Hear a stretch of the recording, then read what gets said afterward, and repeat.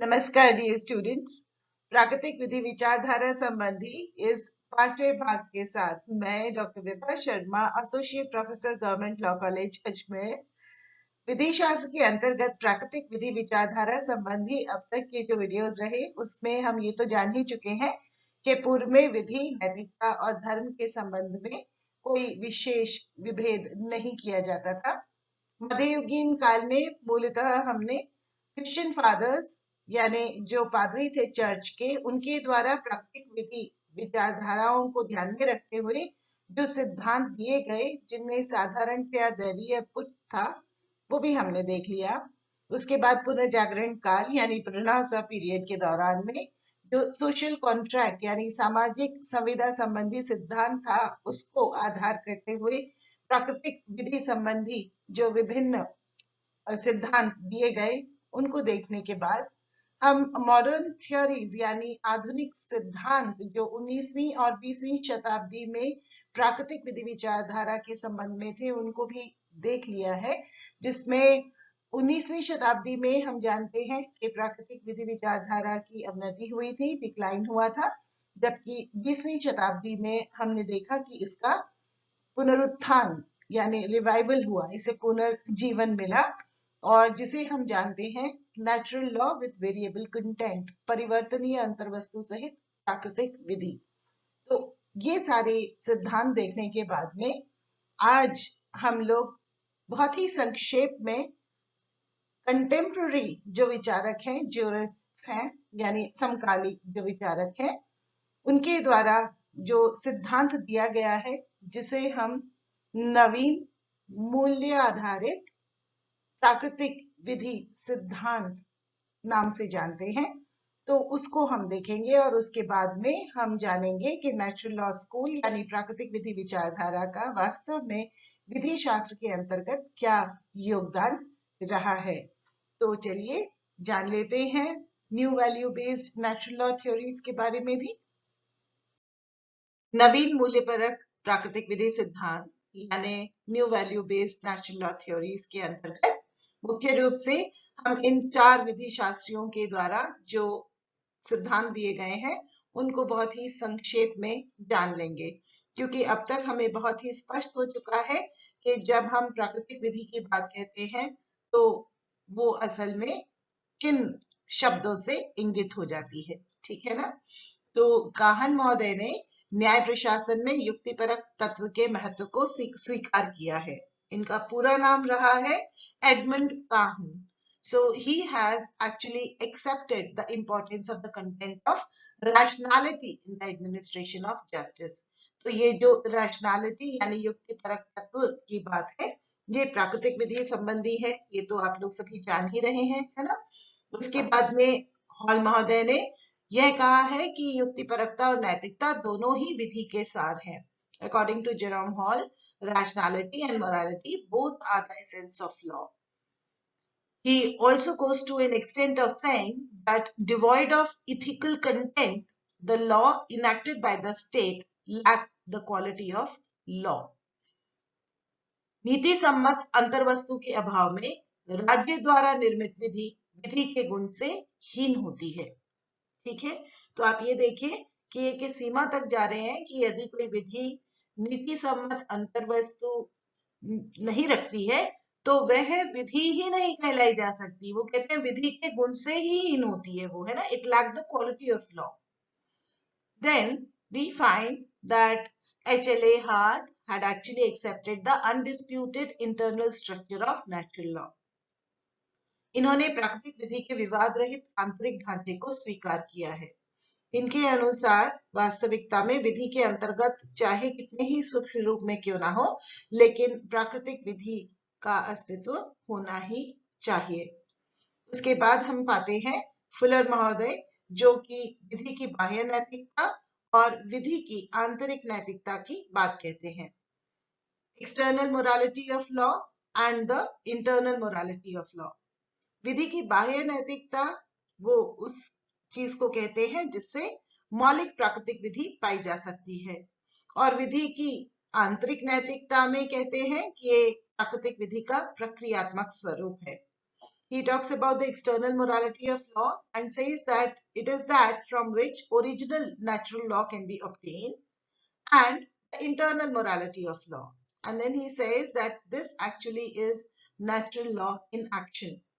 अपनी इन तत्वों को, इन बातों को वो एक उदाहरण के माध्यम से स्पष्ट भी करते हैं।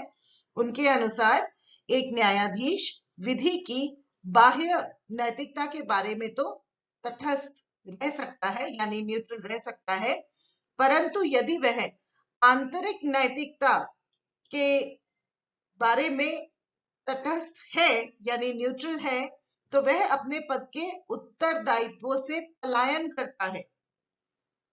वो आगे कहते हैं, यदि आंतरिकता नैतिकता के किसी गुण की पूर्णता का अभाव है, तो यही नहीं कि वह विधिक व्यवस्था बुरी विधिक व्यवस्था है, बल्कि वह ऐसी है जिसे विधिक व्यवस्था कहा ही नहीं जा सकता है। ठीक है, तो हालांकि जैसा से हमेशा से होता आया है कि विभिन्न सिद्धांतों की आलोचनाएं भी होती ही रही, तो ये जितने भी मैंने अभी तक आप लोगों के साथ में प्राकृतिक विधि संबंधी सिद्धांत जो साझा किए हैं, इन सभी की आलोचना भी होती ही रही है। लेकिन अब हम लोग ये बहुत ही स्पष्ट रूप से समझ चुके हैं कि आज के समय में जो मूल्य परक प्राकृतिक विधि है, उसको ढूंढा जाता है विधि के अंतर्गत। वैल्यू बेस्ड नेचुरल लॉ, इस एस्पेक्ट को हम लोग लॉ में यानी कि विधि में डेफिनेटली ढूंढते हैं। ठीक है ना? तो फिर अब नवीन मूल्य परक प्राकृतिक विधि सिद्धांतों को समझ लेने के बाद में हम लोग आ चुके हैं उस मोड पे जबकि हम प्राकृतिक विधि विचारधारा का मूल्यांकन यानी कि इवैल्यूएशन करेंगे। ठीक है ना? तो दरअसल हम पाते हैं कि प्राकृतिक विधि विचारधारा के अधिकांश सिद्धांत मानकीय प्रकृति के रहे हैं। Most of the theories of natural law school are of normative nature, है ना? नॉर्म्स का निर्धारण करते हैं, मानक का निर्धारण करते हैं। Then the purposes of legal system are accepted in the form of supreme value. विधिक व्यवस्था के उद्देश्यों को विधि के सर्वोच्च मूल्य के रूप में स्वीकार किया गया है, साधारणतया, है ना? प्राकृतिक विधि संबंधी जितने भी सिद्धांत हमने देखे हैं, उसके बाद में हम ये पाते हैं कि प्राकृतिक विधि के साधारणतया दो रूप बतलाए गए हैं। एक तो प्राकृतिक विधि सार्वभौम, अपरिवर्तनीय और शाश्वत नियमों का समूह है, ये कहा गया है, ये हमने पाया। और साथ ही साथ ये भी पाया कि ये वे नियम हैं जो मानव प्रकृति पर आधारित हैं और युक्ति की सहायता से प्राप्त हो सकते हैं, है ना? That the natural law is the group of universal, unchangeable and eternal rules. And then we find that these are those rules which are based on human nature and can be obtained with the help of reason. ठीक है ना? और फिर that these denote higher nature of law by which ruler and the people both are equally bound. ये विधि की उच्च प्रकृति के द्योतक हैं जिससे शासक और प्रजा दोनों ही समान रूप से बाध्य हैं, है ना? Then we find that social peace and order have been given the key position in determining the binding nature of obligation of the law. विधि के अनुपालन की बाध्यता के निर्धारण में सामाजिक शांति और व्यवस्था को प्रमुख स्थान दिया गया है। Thereafter, interestingly, as I told you in the very beginning itself, that natural law has been used for both. That is, to maintain the sovereignty of the state and to control the citizens' freedom, as well as for the concept of a state with limited powers and the supremacy of the individual freedom. दोनों ही एकदम एक दूसरे से opposite बातें हैं, है ना? तो जैसे शुरुआत में ही मैंने बताया था आप लोगों को कि प्राकृतिक विधि का प्रयोग राज्य की संप्रभुता कायम रखने तथा नागरिक स्वतंत्रता पर नियंत्रण लगाने के लिए भी किया गया है और साथ ही साथ सीमित शक्ति वाले राज्य की संकल्पना और व्यक्तिगत स्वतंत्रता की सर्वोच्चता दोनों के लिए ही हुआ है ना। उसके बाद हम पाते हैं कि प्राकृतिक विधि ने समय के अनुसार दरअसल असीम नम्यता का परिचय दिया है। Natural law has exhibited extreme flexibility according to the times that we have definitely observed, undoubtedly, isn't it? कि इतने समय से ये चली आ रही है और आज भी यह अस्तित्व में है और लोग इसका महत्व भी बहुत अच्छी तरह से जानते हैं।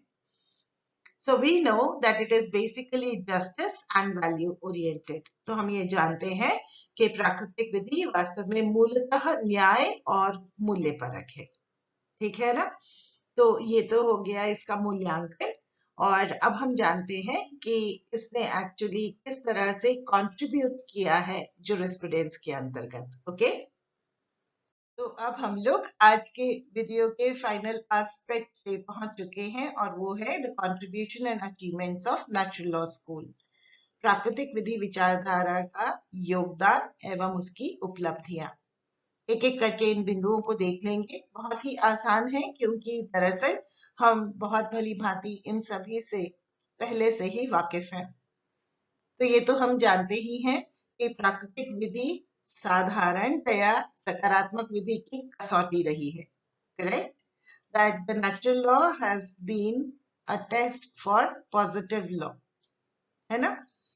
Then we also find that natural law actually has provided guidance to the ruler and people as higher law. कि प्राकृतिक विधि ने उच्च विधि के रूप में राजा और प्रजा दोनों का ही दिशा निर्देशन किया है। साथ ही साथ प्राकृतिक विधि विचारधारा के अंतर्गत ही हमने देखा कि इसने प्रजातांत्रिक मूल्यों की स्थापना भी की है और साथ ही साथ कल्याणकारी राज्य की संकल्पना को सार्थकता भी प्रदान की है। It actually has established the democratic values and also has provided significance to the concept of welfare state. उसके बाद ये तो बहुत ही स्पष्ट रूप से हम देख चुके हैं कि प्राकृतिक विधि ने व्यक्तिगत स्वतंत्रता तथा प्राकृतिक अधिकारों की अनुलंघनीयता के बारे में बात कही और प्रदान किया। Natural law actually has given us the inviolability of individual freedom and of natural rights, है ना। ये जो नेचुरल राइट्स हैं ये यही प्राकृतिक विधि विचारधारा के अंतर्गत ही हमने प्राप्त किए हैं साधारणतया। करेक्ट। और फिर हम ये भी देखते हैं कि इसका प्रयोग न्यायालयों द्वारा न्याय सुनिश्चित करने के लिए किया जाता रहा है। We generally find that the courts have used it to ensure justice, है ना। न्याय, justice, what are these concepts, इनके बारे में भी जरूर सोचिएगा, है ना। विधि क्या होती है और न्याय यानी जस्टिस ये क्या होता है, जरूर सोचिएगा। उसके बाद में ये एस्पेक्ट भी हम भली प्रकार से जानते हैं that natural law actually has alerted towards the minimum values and ideals. प्राकृतिक विधि विचारधारा ने न्यूनतम मानवीय मूल्यों और आदर्शों की तरफ सजग किया है ना। हम सभी लोग जो सकारात्मक विधि है यानी पॉजिटिव लॉ है उसके अंतर्गत ये तो अपेक्षा करते ही हैं कि चाहे थोड़े ही क्यों ना हो लेकिन मानवीय मूल्य और आदर्श तो होने ही चाहिए, है ना। तो इसके साथ ही आज का ये वीडियो मैं समाप्त करती हूँ। अगला video natural law theory in India यानी भारत में प्राकृतिक विधि के सिद्धांत की क्या स्थिति रही उसके बारे में होगा। तो वो और भी छोटा हो सकता है, जैसे आज का थोड़ा छोटा ही है, बट आई रियली होप कि ये जो मैंने डिफरेंट अलग अलग भागों में सेगमेंट्स में आप लोगों के साथ में नेचुरल लॉ स्कूल के अंतर्गत जो विभिन्न सिद्धांत थे उनको मैंने जो डील किया है तो आप लोगों को वन बाय वन उनको समझने में सुविधा होगी और आपको हेल्प ही मिलेगी इन सब से।